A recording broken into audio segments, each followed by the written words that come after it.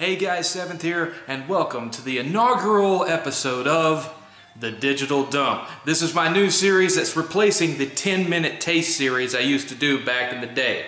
This series is all about giving you the skinny on the newest, latest, greatest, and worst of the digital releases hitting the various marketplaces today. Today we're looking at a game called Asemblance. Let's take a look at it and see what's what. Right off the bat, this is one of those non-game artsy-fartsy experiences. Now don't get me wrong, artsy-fartsy has its place in gaming. I dug Edith Finch, I dug Ether 1, and I loved The Valley. But this doesn't rise to the standards of any of those.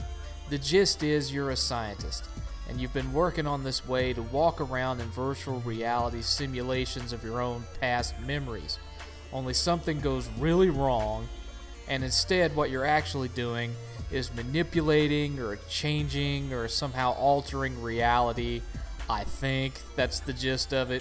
I know it sounds awesome, right? Well, it is, as an idea, or as a concept. There was so much potential with this story and how it could have gone. And yeah, I know that small budget, small team factors in here.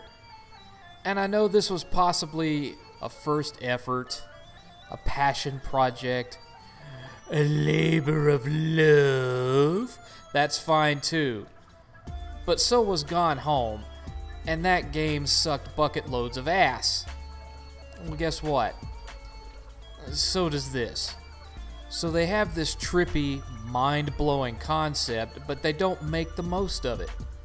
Instead, they go the minimalist route, so what you end up with is a kinda, sorta, but not really 3D take on the whole stare at the pictures puzzle-style games that have been flooding PSN lately.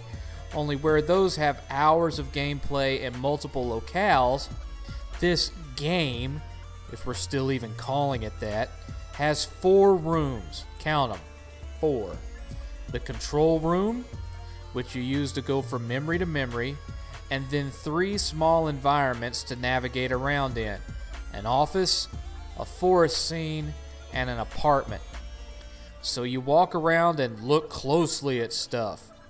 And sometimes when you look closely at stuff, that changes something in another room that you can then look closely at, which then triggers another thing somewhere else to look closely at, and on and on and on, and moving around and looking closely, and oh god, my fucking brain is melted.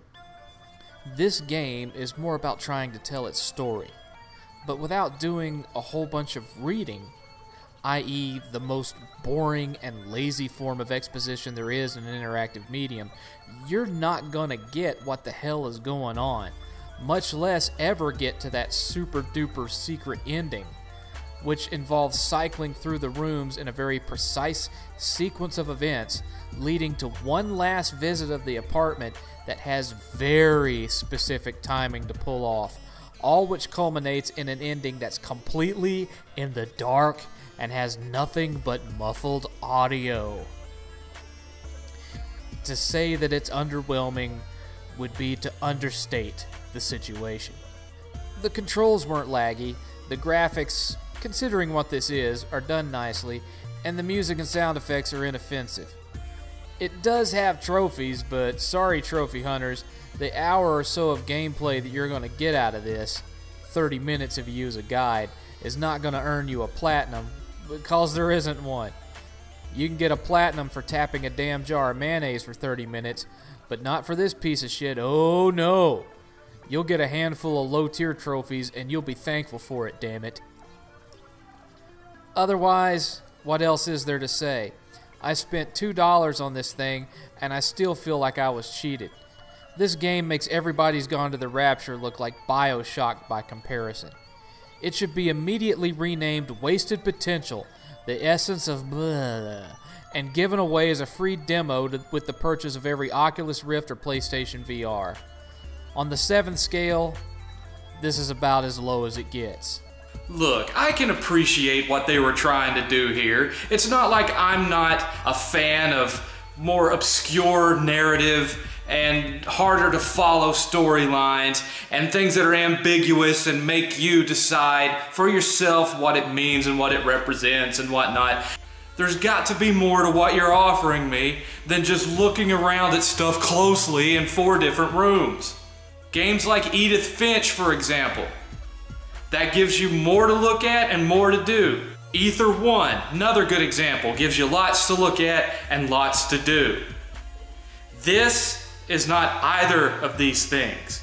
This feels like a tech demo. It feels like something that we would have had back in the 90s on our PCs to show off what our graphics cards could do. Some little piece of shareware that would show off the different graphical capabilities of our cards. That's what this feels like. It feels like a tech demo. It feels like a college project they decided to make some money on. And more power to them. There is some potential that's shown in here, but not enough to make this worth playing. Not even through it once. This gets a 1 out of 7. Until next time, guys, keep it gaming. This is 7th.